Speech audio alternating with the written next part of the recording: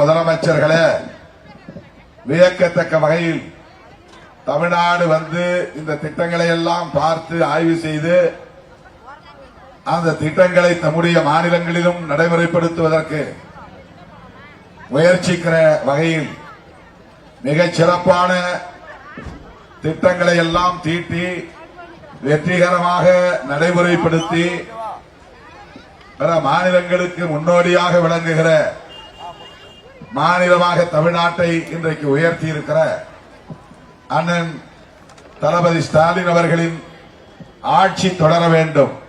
அதற்காகத்தான் விடுதலை சிறுத்தைகள் கட்சி இந்த கூட்டணியில் ஒரு உடும்பு பிடியாக உறவை கொண்டாடுகிறது. திராவிட முன்னேற்ற கழகத்தோடு விடுதலை சிறுத்தைகள் கட்சி தொடர்ந்து இந்த கூட்டணியிலே நீடிப்பதற்குரிய காரணங்களை நான் அவ்வப்போது விளக்கி இருக்கிறேன். மீண்டும் நினைவுபடுத்த வேண்டியது என்னுடைய கடமை. ஏன் உதயசூரியன் சின்னத்திற்கு வாக்களிக்க வேண்டும், கார்த்திக் அவர்களுக்கு வாக்களிக்க வேண்டும்? ஏனென்றால் அண்ணன் தளபதி ஸ்டாலின் அவர்களின் தலைமையிலான இந்த ஆட்சியின் சாதனைகள் தொடர வேண்டும். மகளிர் விடியல் பயணம் இந்த திட்டம் இந்தியாவில் எந்த மாநிலத்திலும் கிடையாது. முதலாக அறிமுகப்படுத்தி வெற்றிகரமாக நடைமுறைப்படுத்தி வருகிறவர் நம்முடைய தமிழ்நாடு முதலமைச்சர் அண்ணன் ஸ்டாலின் அவர்கள். இதை பார்த்து கர்நாடகா உள்ளிட்ட பிற மாநிலங்களில் நாங்களும் பெண்களுக்கு கட்டணம் இல்லாமல் பயணம் செய்கிற திட்டத்தை கொண்டு வருகிறோம் என்று கொண்டு வந்திருக்கிறார்கள். பல மாநில முதலமைச்சர்கள் இதை வந்து ஆய்வு செய்துவிட்டு போயிருக்கிறார்கள். பெண்களை எப்படி அதிகார வலிமையுள்ளவர்களாக மேம்படுத்துவது, குடும்ப வன்முறைகளில் இருந்து பாதுகாப்பது, ஆணாதிக்க ஒடுக்குமுறைகளில் இருந்து அவர்களை எப்படி மீட்பது என்பது குறித்து பொறுப்புணர்வோடு சிந்தித்து, தொலைநோக்கு பார்வையோடு சிந்தித்து தீட்டிய திட்டங்கள் தான் விடியல் பயணம், உரிமை தொகை, புதுமை பெண். இதெல்லாம் ஏதோ ஓட்டுக்காக செய்யப்படுகிற ஒன்று அல்ல. பணம் கொடுத்து காசு வாங்கினால் போதும் என்று கருதாமல் இவர்களின் உளவியல் ரீதியான மாற்றத்தை ஏற்படுத்துவது. இயல்பாகவே காலம் காலமாகவே பெண்கள் கட்டுண்டு கிடக்கிற நிலை, ஒடுங்கி கிடக்கிற நிலை, முடங்கி கிடக்கிற நிலை, தம்மை தாமே தாழ்வாக கருதுகிற உளவியல் போக்கு, இவற்றிலிருந்து அவர்கள் மீள வேண்டுமானால் அறிவியல் பூர்வமாக அவர்களுக்கான வாய்ப்பை தருவது, வலிமையை பெறுவதற்கான சூழலை உருவாக்குவது, இதுதான் அண்ணன் தளபதி ஸ்டாலின் அவர்களின் கனவு. அந்த கனவை நனவாக்குவதற்கான திட்டங்களுள் ஒன்றுதான் இந்த விடியல் பயணம், உரிமை தொகை, புதுமை பெண் திட்டம். இல்லத்தரசிகளுக்கு மீண்டும் ஆட்சிக்கு வந்தால் 8000 ரூபாய் கூப்பன். இவையெல்லாம் பெண்களை மையப்படுத்தி ஒரு தலைமை சிந்திக்கிறது என்பதற்கு சான்றுகள். பொதுவாக பெண்களை வெறும் வாக்கு வங்கியாக மட்டுமே பார்க்கிற பார்வை அரசியலில் நீண்ட காலம் இருந்தது. சட்டம் பெண்களுக்கும் இடஒதுக்கீடு என்கிற நிலையை கொண்டு வந்த பிறகு இப்போது பெண்களை மையப்படுத்தி அரசியல் களத்தில் காய்கள் உருட்டப்படுகின்றன, நகர்த்தப்படுகின்றன. அந்த வகையில் இன்றைக்கு முன்னோடியாக இருக்கிற மாநிலம் தமிழ்நாடு. முதலிடத்தில் இருக்கிற முதலமைச்சர் அண்ணன் மு.க. ஸ்டாலின் அவர்தான் விடியல் பயணத்தை கொண்டு வந்து வெற்றிகரமாக நடைமுறைப்படுத்தினார். உரிமை தொகை, உதவித்தொகை அல்ல, உரிமை தொகை. உங்களுக்கு நாங்கள் என்ன உதவி செய்வது? உங்களுக்கு உரிமை இருக்கிறது. இந்த கஜானாவில் இருக்கிற பணம் உங்களுக்கான உரிமை. அந்த பணத்தில் மாதம் 1000 ரூபாய் குடும்ப பெண்களுக்கு வழங்க இதோ திட்டம் என்று உரிமை தொகை திட்டம். மாதம் 1000, வருடத்திற்கு 12,000, 5 ஆண்டுகளுக்கு 60,000 ரூபாய். 1.25 கோடி பெண்கள் கடந்த 5 ஆண்டுகளில் பயனடைந்திருக்கிறார்கள். 1.25 கோடி பெண்கள் 5 ஆண்டுகளில் தலா 60,000 ரூபாய் பெற்றிருக்கிறார்கள். மேம்போக்காக பார்த்தால் இது சாதாரண தொகையாக இருக்கலாம். ஆனால் ஒரு குடும்ப பெண்மணியாக பார்த்தால் அது அவர்களுக்கு மிகப்பெரிய வாய்ப்பு, பாக்கியம். 1000 ரூபாய் அவர்களின் வங்கி கணக்கில் அப்படியே சேமித்தால் 12,000 ரூபாய் ஒரு வருடத்தில், அதை எடுக்காமல் செலவு செய்யாமல் சேர்த்தால் 5 ஆண்டுகளில் 60,000 ரூபாய். அதை ஏதேனும் ஒரு செலவுக்கு அல்லது தேவைக்கு பெண்கள் விருப்பப்படி பயன்படுத்திக் கொள்ள முடியும். எல்லாவற்றுக்கும் புருஷன் கையை எதிர்பார்த்து காத்து கிடக்காமல், பூண்டு வாங்க வேண்டுமானாலும், வெங்காயம் வாங்க வேண்டுமானாலும், உப்பு வாங்க வேண்டுமானாலும், வீட்டிலே என்ன தேவையாக இருந்தாலும் வீட்டுக்காரன் கையை எதிர்பார்த்து காத்து கிடக்கும் பெண்களின் எண்ணிக்கை தான் அதிகம். அவர்களே சம்பாதித்த பணத்தை கூட புருஷன் தான் கையாள முடியும் என்கிற வாழ்க்கை முறைதான் நம்முடைய வாழ்க்கை முறை. அதிலிருந்து முற்றிலும் மாறுபட்டு சிந்தித்து பெண்கள் சுயமாக முடிவெடுக்கக்கூடிய ஆளுமையை பெறுவது எப்போது? அவர்கள் நிதியை, பணத்தை அவர்களே சுதந்திரமாக கையாளுகிற உரிமையை பெறுகிற போதுதான். அந்த அடிப்படையில் தான் முதலமைச்சர் அண்ணன் முத்துவேல் கருணாநிதி ஸ்டாலின் அவர்கள் உரிமை தொகை என்கிற ஒரு திட்டத்தை 5 ஆண்டுகள் வெற்றிகரமாக நடத்திவிட்டு இப்போது வாக்குறுதி தந்திருக்கிறார். மீண்டும் திராவிட மாடல் ஆட்சி 2.0 வந்தால் 2,000 ரூபாயாக அதை உயர்த்துவோம். இந்த ஆட்சி தொடர வேண்டுமா வேண்டாமா? இந்த ஆட்சி தொடர வேண்டும். அதனால்தான் விடுதலை சிறுத்தைகள் திராவிட முன்னேற்ற கழக தலைவர் அண்ணன் தளபதி ஸ்டாலின் அவர்களோடு ஒரு உடும்புப்பிடி உறவை கொண்டாடி வருகிறோம். அதே போல நான் முதல்வன் திட்டம், இது எவ்வளவு பேர் கேட்டிருக்கிறீர்கள், அறிந்திருக்கிறீர்கள், புரிந்திருக்கிறீர்கள் என்று எனக்கு தெரியாது. இந்த திட்டம் மாணவ செல்வங்களை, அவர்களின் திறமைகளை, அவர்களின் தனித்திறன்களை, அவர்களின் ஆளுமையை, அந்த ஆற்றலை மேம்படுத்துவதற்கென்று உருவாக்கப்பட்டிருக்கிற திட்டம். ஏதோ பிள்ளைங்க படிச்சுட்டு போட்டோம் அப்படின்னு நினைக்காம அவங்களுடைய ஸ்பெஷல் ஸ்கில் என்ன என்பதை கண்டறிந்து அந்த ஆற்றலை மேலும் ஊக்கப்படுத்தக்கூடிய வகையில், மோட்டிவேஷன் தூண்டக்கூடிய வகையில் இந்த திட்டம் தமிழ்நாடு முழுவதும் நடைமுறைப்படுத்தப்படுகிறது. அடுத்த 5 ஆண்டுகளில் ஆளுமை மிக்க இளம் தலைமுறை தமிழ்நாடு முழுவதும் உருவாகி வருவார்கள். அடுத்தடுத்த தலைமுறையினர் ஆளுமை வாய்ந்த தலைமுறையினராக, ஆற்றல் வாய்ந்த இளைய தலைமுறையினராக உருவாகி வருவார்கள். இது ஒரு தொலைநோக்கு பார்வையுள்ள திட்டம். தமிழ் புதல்வன் திட்டம் ஆண் பிள்ளைகளுக்கு, பள்ளி செல்வங்களுக்கு, புதுமை பெண் திட்டம் பெண் பிள்ளைகளுக்கு, பள்ளி பிள்ளைகளுக்கு ஊக்கத்தொகை வழங்குகிற திட்டம். இந்த திட்டங்கள் தொடர வேண்டுமா வேண்டாமா? நான் முதல்வன் திட்டம், தமிழ் புதல்வன் திட்டம், புதுமை பெண் திட்டம் இந்தியாவில் எந்த மாநிலத்திலும் இல்லாத திட்டம், வேறு எந்த முதல்வரும் சிந்திக்காத திட்டம், வேறு எவராலும் அறிமுகப்படுத்தப்படாத திட்டம். அதனை வெற்றிகரமாக நடத்தி இன்றைக்கு அதை தொடர வேண்டும் என்று விரும்புகிற முதலமைச்சர் மீண்டும் ஆட்சி அமைக்க வேண்டும். அதற்காகத்தான் விடுதலை சிறுத்தைகள் திராவிட முன்னேற்ற கழகத்தோடு ஒரு உடும்புப்பிடி உறவை கொண்டிருக்கிறது. பிடிப்பான கொள்கை, பிடிப்பான உறவை கொண்டிருக்கிறோம். அருமை தோழர்களே, காலை சிற்றுண்டி திட்டம் உங்களுக்கு தெரியும். மதிய உணவு திட்டம் காமராஜர் காலத்திலேயே அறிமுகப்படுத்தப்பட்டது. சத்துணவு திட்டம் எம்ஜிஆர் அவர்களால் அறிமுகப்படுத்தப்பட்டது. மேலும் அதை முழுமையான செழுமையான சத்துணவு திட்டமாக்கியவர் கலைஞர். நாள்தோறும் ஒரு நாளைக்கு ஒரு முட்டை, வாரத்தில் 2 நாள் கறி, பருப்பு, உடலுக்கு புரதச்சத்து வேண்டும் என்பதற்கான மாவு உருண்டைகள், சத்து மாவு உருண்டைகள், இவையெல்லாம் முத்தமிழறிஞர் கலைஞர் காலத்தில் அறிமுகப்படுத்தப்பட்டது. முழுமையான சத்துணவு திட்டம். இப்போது தமிழ்நாடு முதலமைச்சர் அவர்கள் காலை சிற்றுண்டி திட்டத்தை அறிமுகப்படுத்தி வெற்றிகரமாக நடத்தி காட்டியிருக்கிறார். பள்ளி பிள்ளைகள், பிஞ்சு குழந்தைகள் பள்ளிக்கு வந்து பசியாறி விட்டு பாடத்தை கவனிக்க வேண்டும். தாயுள்ளத்தோடு தாயுமானவராக அண்ணன் முத்துவேல் கருணாநிதி ஸ்டாலின் அவர்கள் கொண்டு வந்திருக்கிற திட்டம். இந்த திட்டங்கள் எல்லாம் தொடர வேண்டுமா வேண்டாமா? காலை சிற்றுண்டி திட்டம் தொடர வேண்டுமா வேண்டாமா?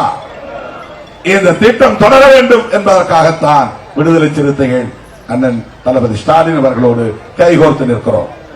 எனது அருமை தோழர்களே, திராவிட முன்னேற்ற கழக அரசின் சாதனைகள் தொடர வேண்டுமானால் மீண்டும் அண்ணன் மு.க. ஸ்டாலின் அவர்கள் தமிழ்நாட்டின் முதலமைச்சராக வேண்டும். அதுதான் விடுதலை சிறுத்தைகளின் வேண்டுகோள்.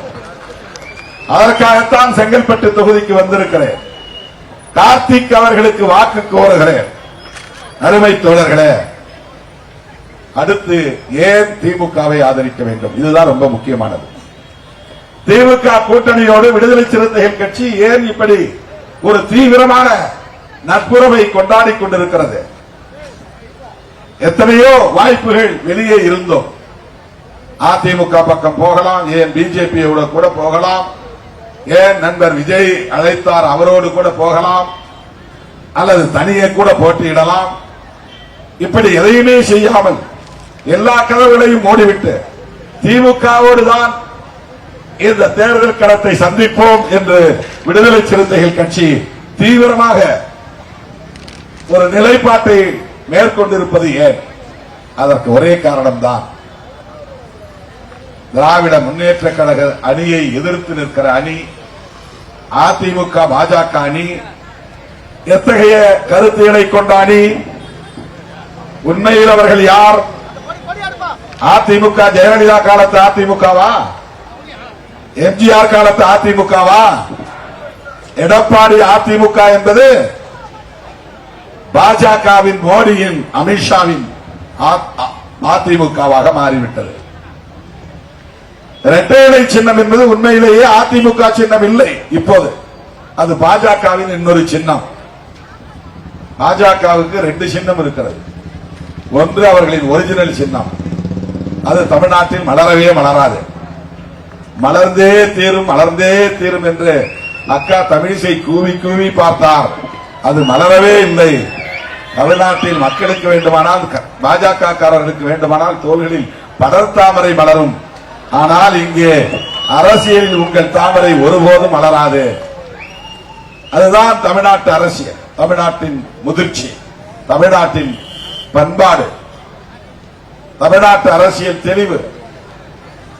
ஆனால் இன்றைக்கு அந்த கட்சியை வளர்ப்பதற்காக எடப்பாடி பழனிசாமி அவர்கள் பாஜகவை தன்னுடைய தோள்களிலே தூக்கி சுமந்து வருகிறார்.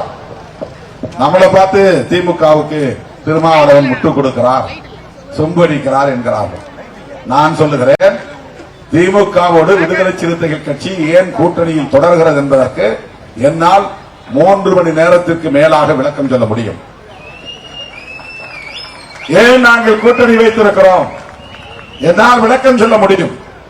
மாண்புமிகு எதிர்க்கட்சி தலைவர் அவர்களே, மாண்புமிகு மேலாள் முதலமைச்சர் அவர்களே, அதிமுக பொதுச் செயலாளர் எடப்பாடி பழனிசாமி அவர்களே, உங்களிடத்தில் நான் பணிவாக கேட்டுக்கொள்கிறேன். பாஜகவோடு நீங்கள் கூட்டணி அமைத்ததற்கு ஒரே ஒரு காரணம், நியாயமான காரணம் உங்களால் சொல்ல முடியுமா? 21ஆம் தேதி வரையில் பிரச்சாரம் செய்ய அனுமதி இருக்கிறது. 21ஆம் தேதி 5 மணி வரையில். இந்த இடைவெளியில் ஏதேனும் ஒரு நாள், ஒரே ஒரு இடத்தில், ஒரே ஒரு நிமிடம் பாஜகவோடு நாங்கள் இந்த காரணத்திற்காகத்தான் நல்லெண்ணத்தோடு கூட்டணி வைத்திருக்கிறோம் என்று விளக்கி சொல்லுங்கள், விடை சொல்லுங்கள். எடப்பாடி பழனிசாமி அவர்களால் சொல்ல முடியுமா? நான் கேட்கிறேன். எனக்கு அவர் பதில் சொல்ல மாட்டார். என்னை அவர் ஒரு பொருட்டாக எடுத்துக்கொள்ள மாட்டார். திருமாவளவனுக்கெல்லாம் பதில் சொல்ல வேண்டுமா என்று எண்ணக்கூடும். அவர் முதலமைச்சராக இருந்தவர். அந்த எண்ணம் வருவது இயல்புதான். ஆனால் நான் பொதுமக்கள் மத்தியிலே வைக்கிறேன் இந்த கேள்வியை. பொதுமக்களுக்கு பதில் சொல்லுங்க. பாஜகவோடு அதிமுக எந்த காலத்திலும் கூட்டணி வைத்துக் கொள்ளாது என்று மறைந்த முதலமைச்சர் செல்வி ஜெயலலிதா அம்மையார் சொன்னாரா இல்லையா? எடப்பாடி சொல்லுவாரா பதில்? நான் ஒரு வரலாற்று பிழையை செய்துவிட்டேன், பெரும் பிழையை செய்துவிட்டேன். அதிமுக பாஜகவோடு கூட்டணி வைத்தது நான் செய்த பெரும் பிழை. ஜெயலலிதா அம்மா ஒப்புதல் வாக்குமூலம் தந்தாரா இல்லையா? அதை சொன்னவர் அடுத்து சொன்னார், அதற்கு பரிகாரம் செய்தேன். ஒரு தப்பு பண்ணா அதுக்கு ஒரு பரிகாரம் இருக்கு, எல்லாத்திலும் ஒரு பரிகாரம் இருக்கு. அதாவது ரெமெடி, இங்கிலீஷ்ல ரெமெடின்னு சொல்லுவாங்க.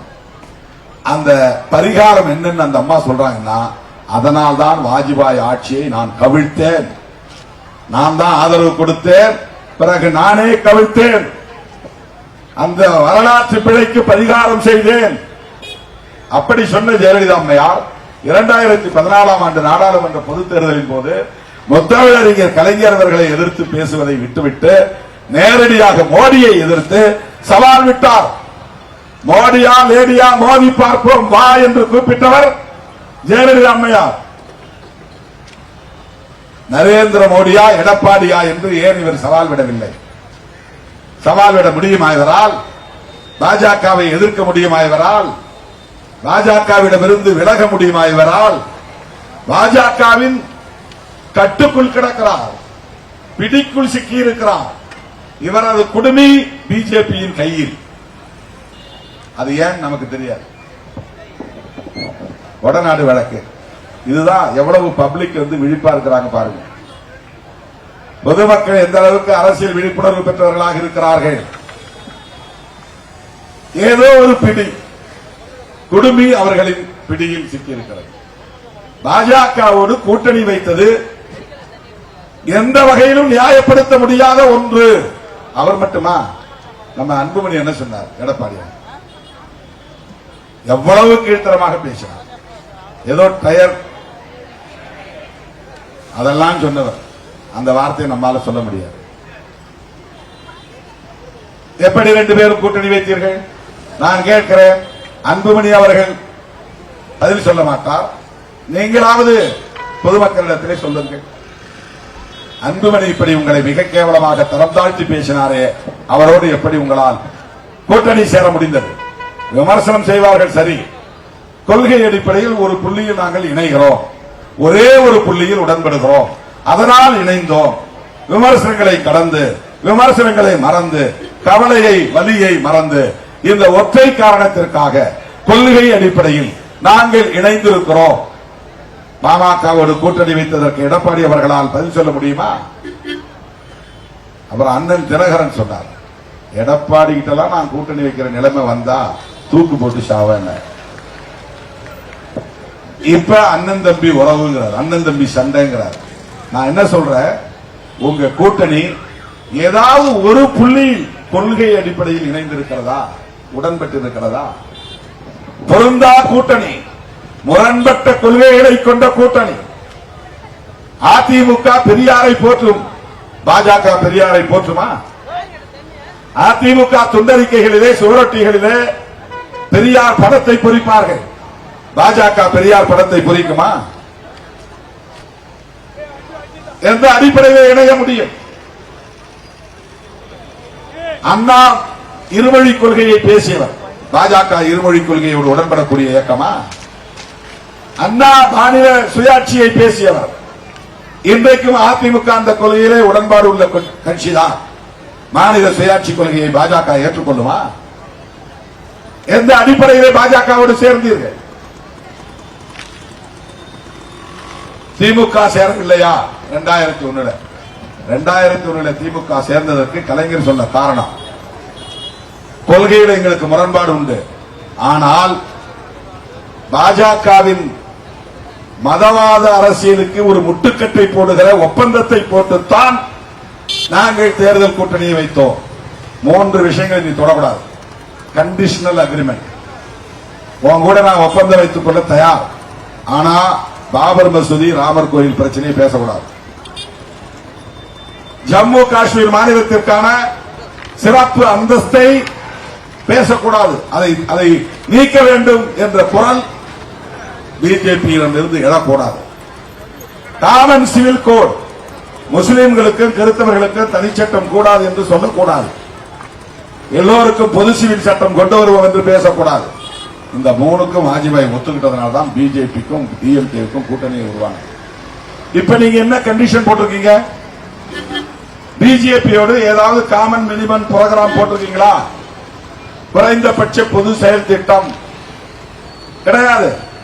வெறும் அப்பட்டமான தேர்தல் ஆதாய கூட்டணி. பிஜேபியோடு 2001 டிஎம்கே கூட்டணி வைத்தாலும் இதுவரையில் பிஜேபியா தமிழ்நாட்டிலே வேறுவிட முடியவில்லை. பெருசா அவர்களால் மக்களிடத்தில் செல்வாக்கு பெற முடியவில்லை. இன்றைக்கும் அவர்கள் போராடி கொண்டிருக்கிறார்கள். திமுக அந்த அளவுக்கு அவர்களை வைக்க வேண்டிய இடத்தில் வைத்தது என்பதுதான் தமிழ்நாட்டு அரசியல், திமுகவின் அரசியல். ஆனால் உங்கள் நிலை என்ன? உங்களோடு சேர்ந்த பிறகு பாஜக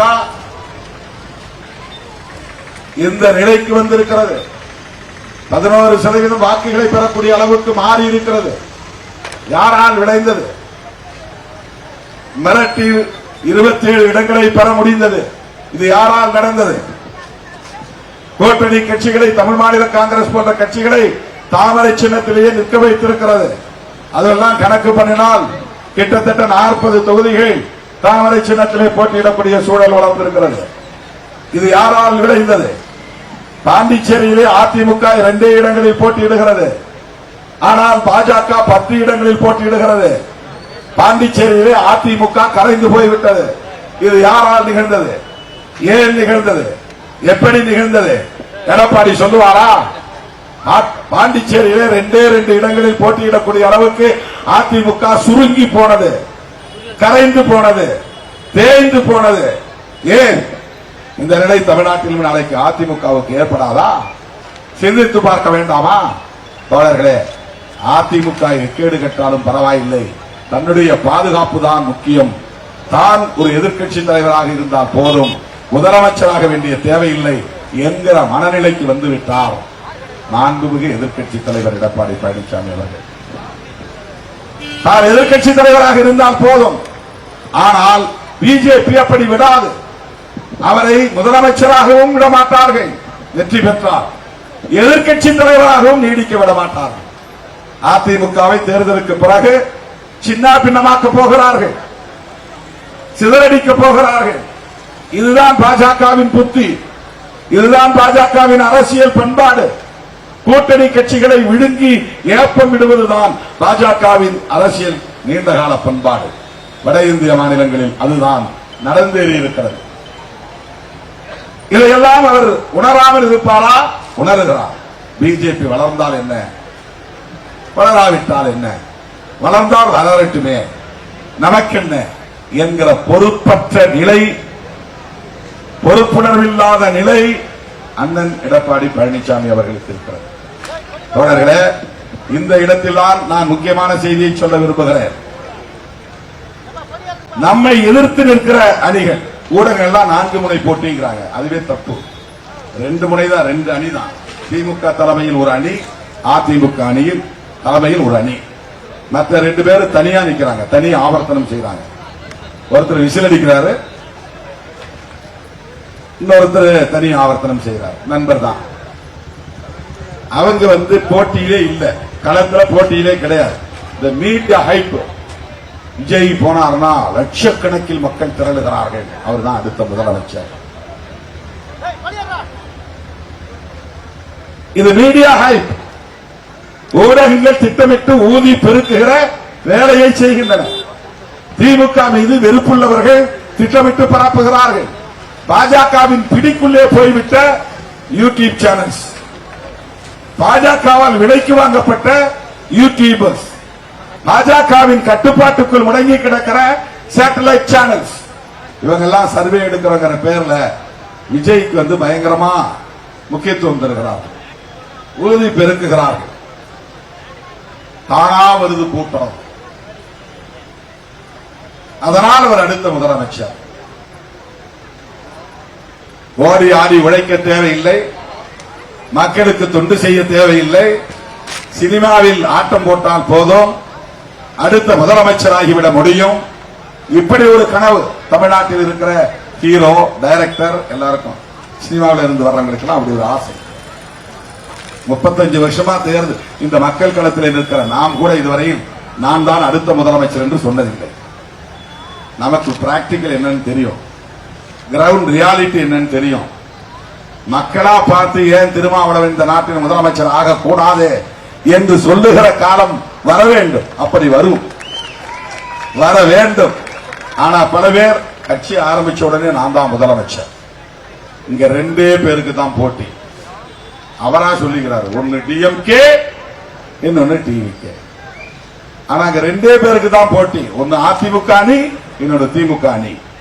திமுக கூட்டணி பலம் வாய்ந்த கூட்டணி, கொள்கை சார்ந்த கூட்டணி, பொறுப்புணர்வு உள்ள தலைவர்களை கொண்ட கூட்டணி, தொலைநோக்கு பார்வையுள்ளவர்கள் கொண்ட கூட்டணி, அறிவியல் அணுகுமுறை உள்ளவர்கள் கொண்ட கூட்டணி, முற்போக்கு எண்ணம் கொண்டவர்கள் கொண்ட கூட்டணி.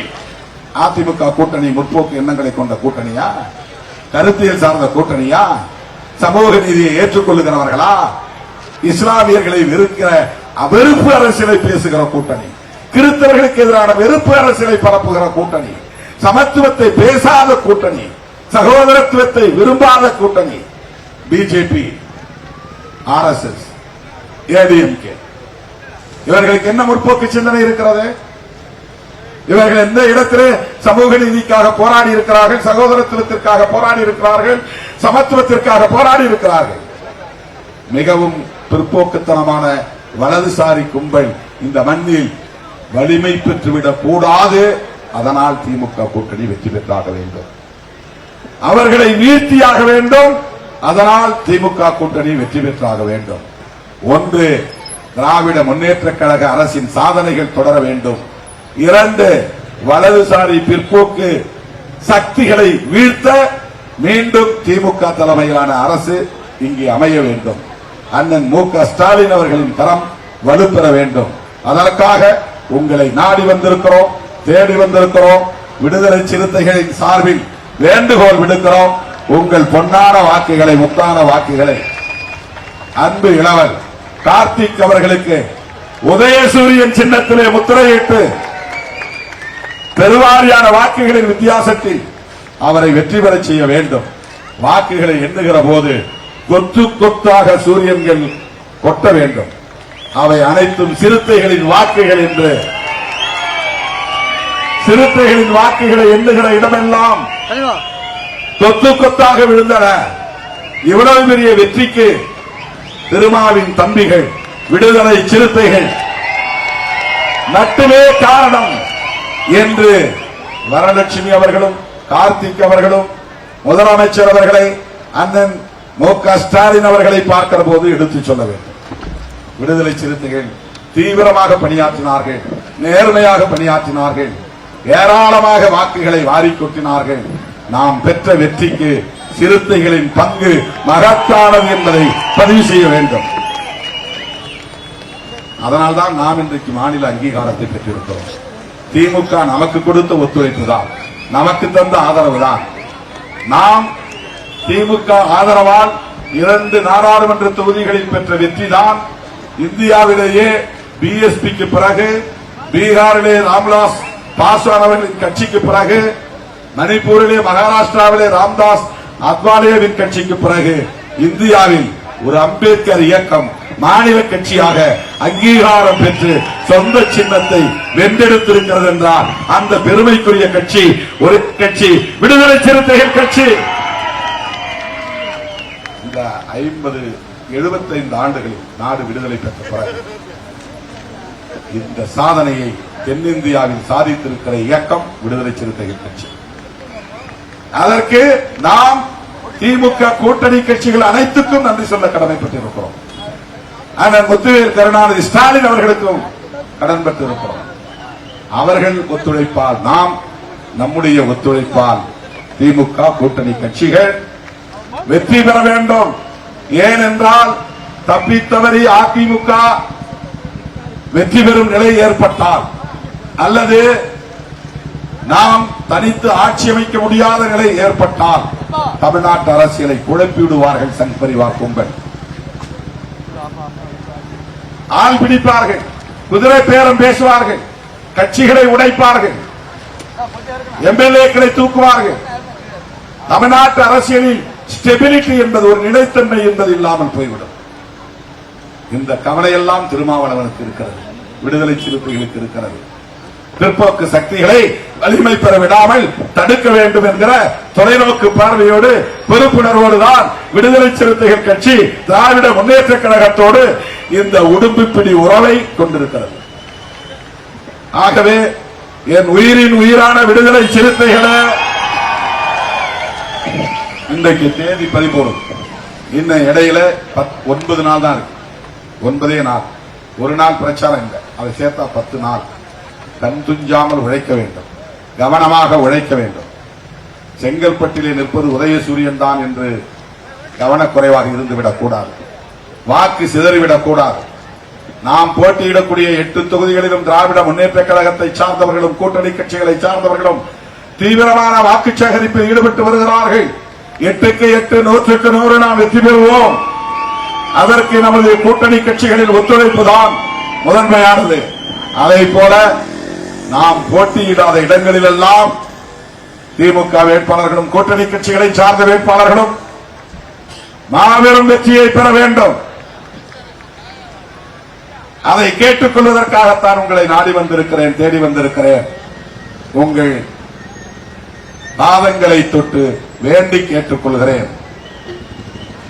ஒரு ஓட்டு கூட சிந்தக்கூடாது, சிதறக்கூடாது.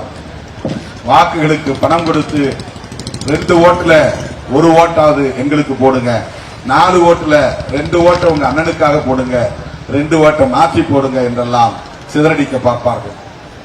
நண்பர் விஜய், ஜோசப் விஜய், அவர் ஒரு கிறிஸ்தவர், அதனால கிறிஸ்தவர்கள் எல்லாம் இங்க மாற்றி போடுங்க, அவரை நிப்பாட்டி இருக்கிறதே அதுக்காக தான் நிப்பாட்டி இருக்கிறாங்க.